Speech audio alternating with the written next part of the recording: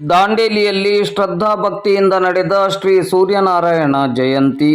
ದಾಂಡೇಲಿ ನಗರದ ಸೂರ್ಯವಂಶ ಕ್ಷತ್ರಿಯ ಕಲಾಲ ಸಮಾಜದ ವತಿಯಿಂದ ನಗರದ ಜೆಎನ್ ರಸ್ತೆಯಲ್ಲಿರುವ ಶ್ರೀ ಮಾರುತಿ ದೇವಸ್ಥಾನದಲ್ಲಿ ಶ್ರೀ ಸೂರ್ಯನಾರಾಯಣ ಜಯಂತಿಯನ್ನು ಆಚರಿಸಲಾಯಿತು. ನಾಗರಾಜ್ ಕಲಾಲ್ ಅವರು ಕಾರ್ಯಕ್ರಮವನ್ನು ಉದ್ಘಾಟಿಸಿ ಶ್ರೀ ಸೂರ್ಯನಾರಾಯಣ ಜಯಂತಿಯ ಉದ್ದೇಶವನ್ನು ವಿವರಿಸಿದರು. ಅಧ್ಯಕ್ಷತೆಯನ್ನು ಪರಮೇಶ್ ಕಲಾಲ್ ಅವರು ವಹಿಸಿದ್ದರು.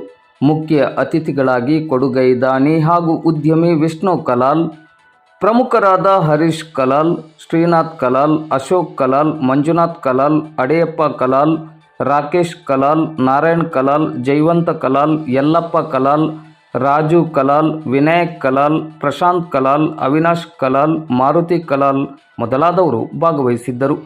ಕಾರ್ಯಕ್ರಮದಲ್ಲಿ ಕಲಾಲ್ ಸಮಾಜ ಬಾಂಧವರು ಉಪಸ್ಥಿತರಿದ್ದರು.